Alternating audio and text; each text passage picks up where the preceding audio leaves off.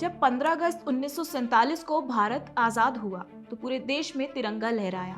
लेकिन क्या आप जानते हैं कि उसी आजाद भारत की जमीन पर एक यूरोपीय देश का झंडा तब भी लहरा रहा था? चलिए जानते हैं इसका पूरा सच। नमस्कार, मैं हूं साक्षी और आप देख रहे हैं दी पैम्फलेट। 1947 में भारत आजाद हुआ, अंग्रेज चले गए थे, लेकिन कहानी यहीं खत्म नहीं हुई, क्योंकि गोवा, दमन और दीव तब भी पुर्तगाल के कब्जे में थे। और ये कब्जा कोई नया नहीं था, बल्कि 450 साल पुराना था। जी हाँ दोस्तों, गोवा, दमन और दीव तब भी एक यूरोपीय ताकत पुर्तगाल के कब्जे में थे। पुर्तगाल 1510 से गोवा पर शासन कर रहा था, यानी लगभग 450 साल का औपनिवेशिक कब्जा, जो दुनिया के सबसे लंबे कॉलोनियल रूल में से एक था। जब बाकी यूरोपीय ताकतें धीरे धीरे एशिया और अफ्रीका से निकल रही थी, तब भी पुर्तगाल ने ये मानने से इनकार कर दिया कि गोवा भारत का हिस्सा है। उनका दावा साफ था, Goa is not a colony, it is a part of Portugal. जब पुर्तगाल ने 1510 में गोवा पर कब्जा किया था, तो ये सिर्फ सत्ता पर कब्जा नहीं था, बल्कि इसके साथ एक धार्मिक एजेंडा भी आया। पुर्तगाली शासकों के साथ बड़ी संख्या में क्रिश्चियन मिशनरीज गोवा पहुंचे, जिनका मकसद साफ था, स्थानीय लोगों को ईसाई धर्म में बदलना। गोवा के हिंदुओं पर भारी दबाव डाला गया, कई जगहों पर मंदिरें तोड़े गए, पूजा पाठ पर रोक लगाई गई और पारंपरिक रीति रिवाजों को गैर कानूनी घोषित कर दिया गया।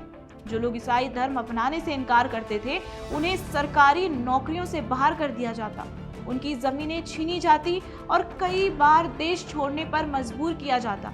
1560 में पुर्तगालियों ने गोवा में गोवा इंक्विजिशन शुरू की, जो इतिहास के सबसे क्रूर धार्मिक दमन में से एक मानी जाती है। इंक्विजिशन के तहत लोगों पर शक के आधार पर मुकदमे चलाए जाते थे। हिंदू रीति रिवाज अपनाने, घर में धार्मिक मूर्तियां रखने या अपने त्योहार मनाने पर लोगों को सजा दी जाती थी। यही वजह है कि गोवा में पुर्तगाली शासन को सिर्फ राजनीतिक गुलामी नहीं, बल्कि सांस्कृतिक और धार्मिक दमन के तौर पर भी देखा जाता है। 1961 में जब गोवा आजाद हुआ, तो वह सिर्फ जमीन की आजादी नहीं थी, बल्कि उन सदियों पुराने जुल्मों से मुक्ति भी थी, जिनका सामना गोवा के लोगों ने पुर्तगाली शासन और उनकी धर्मांतरण नीति के दौरान किया था। अब वहीं देखिए तो 1947 के यानी कि 1947 के बाद भारत के पहले प्रधानमंत्री जवाहरलाल नेहरू के सामने एक फैसला था। यहीं से नेहरू की विदेश नीति की बुनियाद पड़ी, जिसका अगला बड़ा चैप्टर बना नॉन अलाइनमेंट मूवमेंट। उनका मानना था कि लड़ाई झगड़े से दूर रहकर ही भारत अंतर्राष्ट्रीय मंच पर सम्मान पाएगा। इसी वजह से गोवा के मामले में उन्होंने सेना भेजने की बजाय बातचीत और कूटनीति पर भरोसा किया। पुर्तगाल से बात की गई, संयुक्त राष्ट्र में मुद्दा उठाया गया, लेकिन जमीन पर कुछ नहीं बदला। अब नाम नॉन अलाइनमेंट मूवमेंट तो ले आए, जिससे देखा गया कि नेहरू नहीं चाहते थे कि भारत पर यह आरोप लगे कि वह एक छोटे यूरोपीय देश पर हमला कर रहा है। लेकिन नीतियां इतनी धीमी कि इसी डर और देरी की वजह से गोवा को 14 साल और विदेशी शासन में रहना पड़ा। सवाल यही उठता है कि जब भारत की जमीन पर विदेशी झंडा लहरा रहा था, तब क्या अंतर्राष्ट्रीय छवि ज्यादा जरूरी थी या देश की अखंडता? पुर्तगाल भी गोवा को अपना पार्ट समझने लगे थे, और गोवा में जितने लोग आजादी की लड़ाई लड़ रहे थे, सालाजार की तानाशाही सरकार ने गोवा के अंदर आजादी की आवाज दबाने के लिए जुल्म और तेज कर दिए थे। भारतीय झंडा फहराना बंद करा दिया था, भारत माता की जय कहना या भारत के समर्थन में बोलना अपराध बन गया था। आंदोलनकारियों पर गोलियां चली, अखबारों पर रोक लगी और जेलें भर दी गई।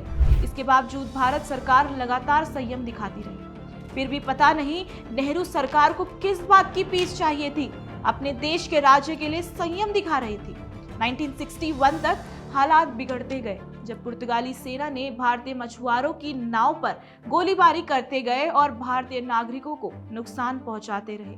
अब ये सिर्फ गोवा का मुद्दा नहीं रह गया था, बल्कि भारत की संप्रभुता और आत्मसम्मान पर सीधा हमला था। और धीरे धीरे देश भर में सवाल उठने लगे, अगर हैदराबाद को 1948 में ऑपरेशन पोलो के जरिए तुरंत आजाद कराया जा सकता था, मतलब कि 1947-48 में हैदराबाद एक बड़ी रियासत थी, जहां निजाम भारत में शामिल होने को तैयार नहीं था और हालात बिगड़ते जा रहे थे। उस समय गृह मंत्री सरदार वल्लभ भाई पटेल ने देर नहीं की। 1948 में ऑपरेशन पोलो किया गया और सिर्फ कुछ दिनों में हैदराबाद भारत का हिस्सा बन गया। न लंबी बातचीत चली, न सालों की देरी हुई। वैसे ही नेहरू की बात करें तो उन्होंने गोवा को 14 साल तक विदेशी शासन में क्यों छोड़ा? दोस्तों, जवाहरलाल नेहरू ने अपनी अंतर्राष्ट्रीय छवि और शांति के मसीहा वाली पहचान को प्राथमिकता दी, पर देश के हित के लिए यूं ही चुप बैठे रहे। अक्सर ये तुलना की जाती है कि अगर सरदार वल्लभ भाई पटेल जीवित होते तो गोवा बहुत पहले भारत का हिस्सा बन चुका होता। ठीक वैसे ही जैसे उन्होंने हैदराबाद और अन्य रियासतों के मामले में बिना हिचक निर्णायक कदम उठाए थे। जब नेहरू का बातचीत वाला सिस्टम पूरी तरह विफल हो गया, पुर्तगाल ने आक्रामक रुख अपनाया और देश के अंदर दबाव तेज हो गया था, तब भारत सरकार ने सैन्य कार्रवाई का फैसला लिया। 18 दिसंबर 1961 को ऑपरेशन विजय शुरू हुआ, जिसमें थल सेना, वायुसेना और नौसेना तीनों ने एक साथ हिस्सा लिया। ये कोई लंबा युद्ध नहीं था, सिर्फ 36 घंटों के भीतर पुर्तगाली सेनाएं टूट गई। नौसैनिक नाकाबंदी सफल रही और 19 दिसंबर 1961 को पुर्तगाली गवर्नर ने बिना शर्त सरेंडर कर दिया था। 450 साल पुराना विदेशी पुर्तगाल शासन खत्म हो गया और गोवा, दमन और दीव भारत का अभिन्न हिस्सा बन गए। ये सब इसीलिए हो पाया क्योंकि भारतीय वायुसेना ने उनके हवाई अड्डों और ठिकानों पर हमला किया ताकि बाहर से कोई मदद ना आ सके। नौसेना ने समुद्र से गोवा की घेराबंदी कर दी और पुर्तगाल के जहाजों को आगे बढ़ने से रोक दिया। चारों तरफ से दबाव बढ़ते ही पुर्तगाली सेना का हौसला टूट गया और जीत भारत की हुई। अब दोस्तों, अब पीछे मुड़कर देखा जाता है तो एक सवाल बार बार सामने आता है। अगर नेहरू 1947 में ही अपनी शांति की देवता की इमेज के पीछे नहीं भागते और जब पूरा देश आजाद हुआ था उसी समय गोवा को भी आजाद करा लिया जाता, तो क्या इतने सालों का संघर्ष, गोलियां और टकराव होते? क्योंकि इसका जवाब साफ है, जी हाँ, ये नेहरू की बड़ी चूक थी। उनका कहना था कि नेहरू ने देश के हित से ज्यादा अपनी अंतर्राष्ट्रीय छवि और पीस लीडर बनने पर ध्यान दिया, जिसकी वजह से गोवा को 14 साल तक विदेशी शासन में रहना पड़ा।